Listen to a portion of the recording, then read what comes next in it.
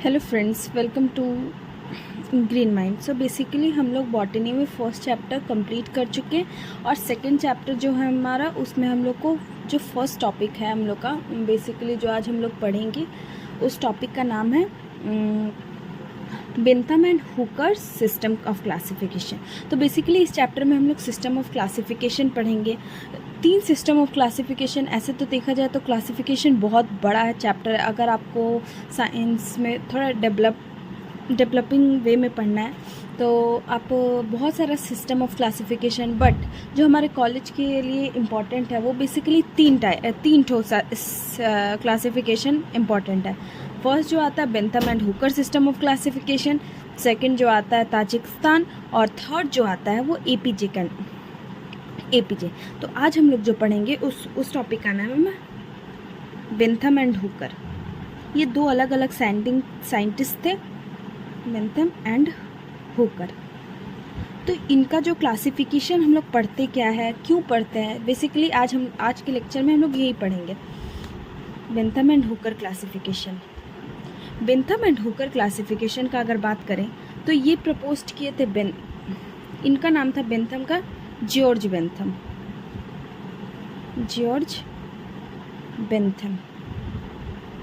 अगर हुकर के बारे में बात करें तो डाल्टन हुकर। ये लोग कंबाइंड वर्क किए थे और ये क्लासिफिकेशन लाए थे कब, 1817 से लेकर 1911 तक। तो ये नेचुरल सिस्टम ऑफ क्लासिफिकेशन भी बोला जाता था। जो ये बेसिकली एक ब्रिटिश साइंटिस्ट थे, ब्रिटिश बॉटनिस्ट थे जो काम करते थे रॉयल बॉटनिक गार्डन क्यू में। तो ये लोग साथ मिलकर इस क्लासिफिकेशन के ऊपर काम किए थे। तो इनका जो क्लासिफिकेशन था वो क्या था, कौन सा सिस्टम ऑफ क्लासिफिकेशन था, नेचुरल सिस्टम। हम लोग 1 चैप्टर में ऑलरेडी पढ़ चुके हैं बेंथम के बारे में कि उनका नेचुरल सिस्टम ऑफ क्लासिफिकेशन क्या बात करता है। तो बेसिकली उसी पर डिपेंडेंट है। तो ये किस सिस्टम ऑफ क्लासिफिकेशन पे डिपेंड करता है, natural system of classification, natural system of classification.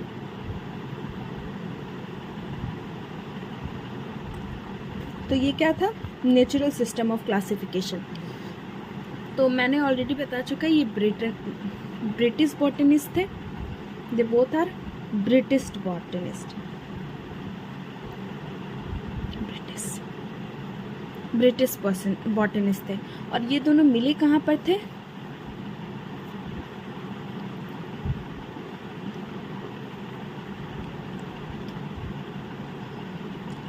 Royal Botanic Garden Q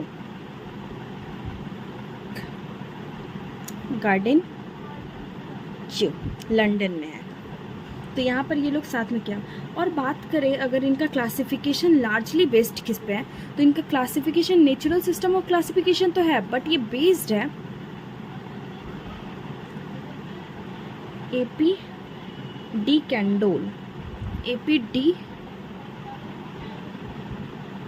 Candolle. तो अगर टाइमलाइन का बात करें तो 1778 से 1841 ये इस पे बेस्ड है। ये एक प्री डार्विनियन नेचुरल सिस्टम है जो मतलब बेसिकली बात करता है मॉर्फोलॉजिकल कैरेक्टर्स के बारे में। स्पेशली अगर बात करें तो फ्लावर्स के बारे में, फ्लावर के स्ट्रक्चर के बारे में, उनके रिप्रोडक्टिव स्ट्रक्चर के बारे में। तो ये क्या है, ये है pre Darwinian. Already Darwin law आप लोग पढ़ चुके हैं क्लास 9-8 में, तो ये बताने का जरूरत तो मुझे लग नहीं रहा। Darwinian, pre Darwinian natural system है, ठीक है, प्री डार्विनियन, ये तो आप लोग समझ लीजिएगा। और नेक्स्ट अगर बात करें तो ये किसके यूजेस के बारे में बताता है,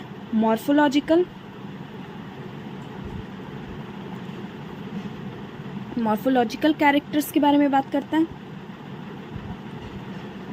मॉर्फोलॉजिकल कैरेक्टर्स के बारे में बात करता है। बेसिकली क्या है, फ्लावर की स्ट्रक्चर,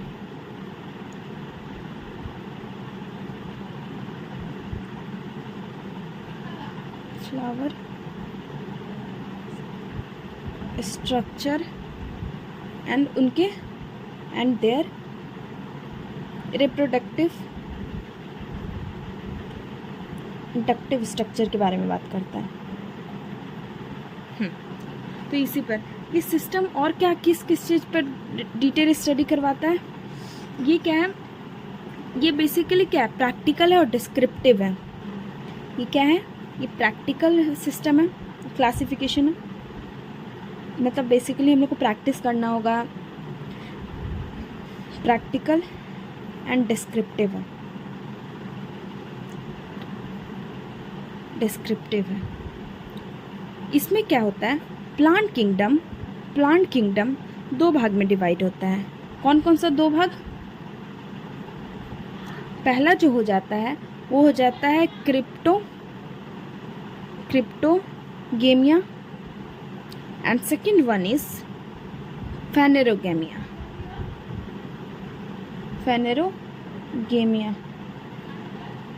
तो बेसिकली ये क्रिप्टोगेमिया फेनेरोगेमिया है क्या, ये विदाउट सीड और ये विद सीड।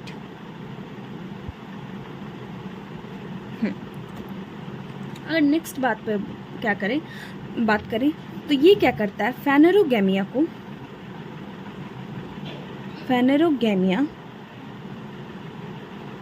इज डिवाइड होता है टू टाइप्स में। कौन कौन सा, जिम्नोस्पर्मी एंड एंजियोस्पर्मी। नेक्स्ट बात करें तो एंजियोस्पर्म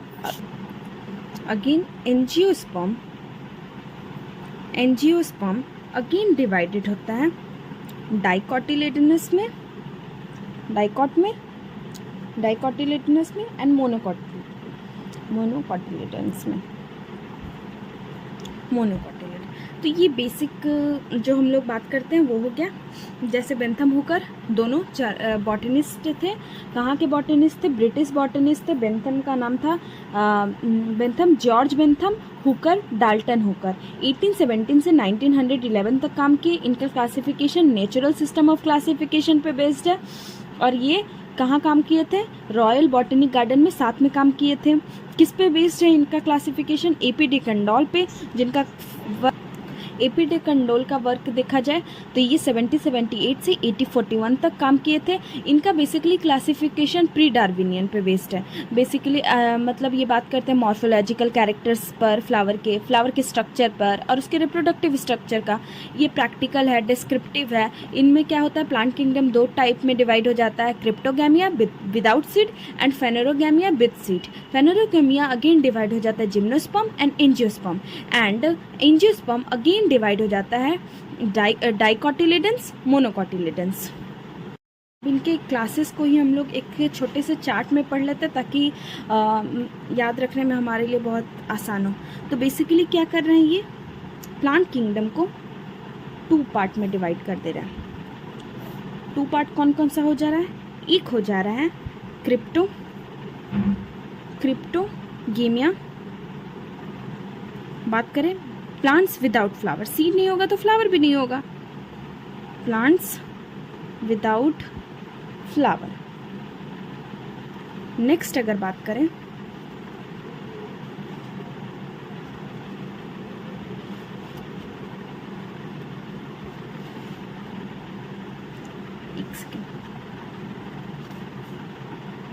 नेक्स्ट बात करें तो नेक्स्ट क्या हो जाएगा, फेनेरोगेमिया।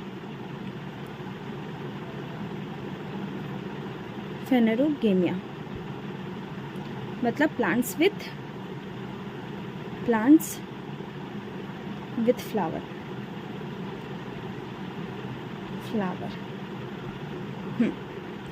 ये सब क्या है, ये सब किंगडम है, प्लांट किंगडम का सब किंगडम। अगेन अगर फेनेरोगेमिया का बात करें तो ये टू पार्ट्स में डिवाइड होता है। फर्स्ट वन का अगर बात करें तो जिम्नोस्पर्म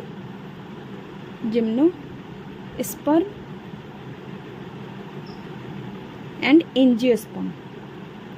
एंजियोस्पर्म, एंजियोस्पर्म जो होता है वो सीड इनक्लोज्ड होता है कार्पेल में, सीड इनक्लोज्ड इन कार्पेल्स। और अगर जिम्नोस्पर्म का बात करें तो इसमें सीड एक्सपोज्ड होता है मेगास्पोरेंजियम में, सीड एक्सपोज्ड इन मेगास्पोरेंजियम में। ये क्या था? सीड इनक्लोज्ड इन कार्पेल। अगेन जो एंजियोस्पर्म होता है वो 2 पार्ट्स में डिवाइड होता है। 2 पार्ट्स क्या हो जाता है? Dicotyledons, dicotyledon and monocotyledon.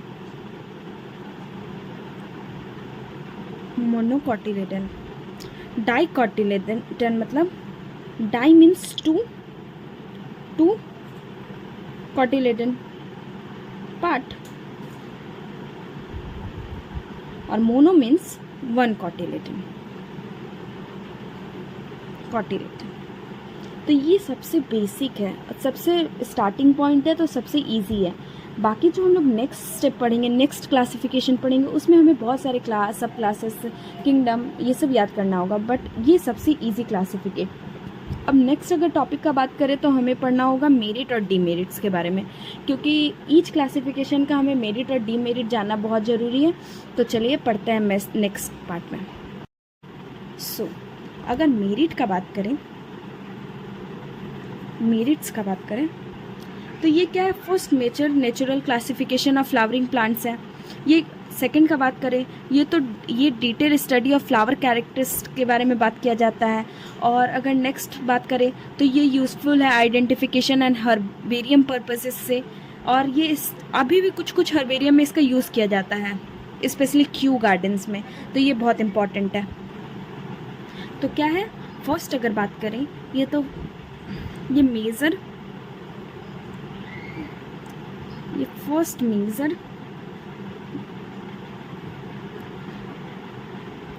Classification है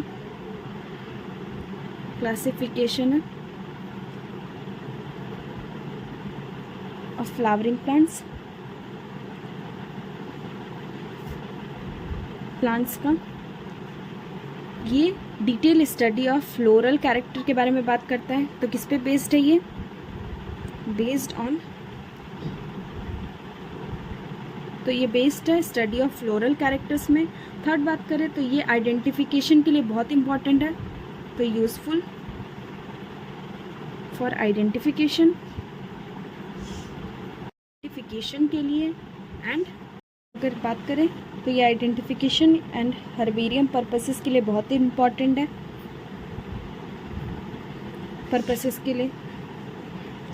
अगर डीमेरिट्स का बात करें, डीमेरिट्स तो ये प्री डार्विनियन है, इसीलिए ये इवोल्यूशनरी रिलेशनशिप पे बेस्ड नहीं है। So do not based on evolutionary relationship, evolutionary principle, basically principle evolutionary principle पे बेस्ड नहीं है। सेकेंड अगर बात करें तो इसमें जिम्नोस्पर्म प्लेस्ड है डाइकॉट एंड मोनोकॉट में, जो कि अननेचुरल है। नेचुरली ऐसा होता नहीं है, इसलिए gymnosperm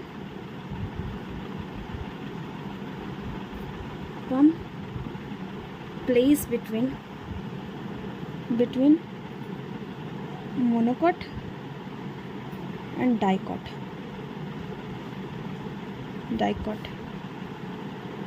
which is unnatural. Next अगर बात करें तो ये फाइलोजेनेटिक रिलेशनशिप इसमें कोई भी फाइलोजेनेटिक रिलेशनशिप नहीं है इन सारे डिवीज़न के बीच।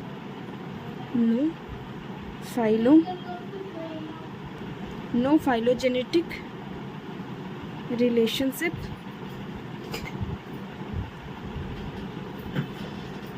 Among groups. नेक्स्ट अगर बात करें तो ये फैमिली जो है वो प्लेस है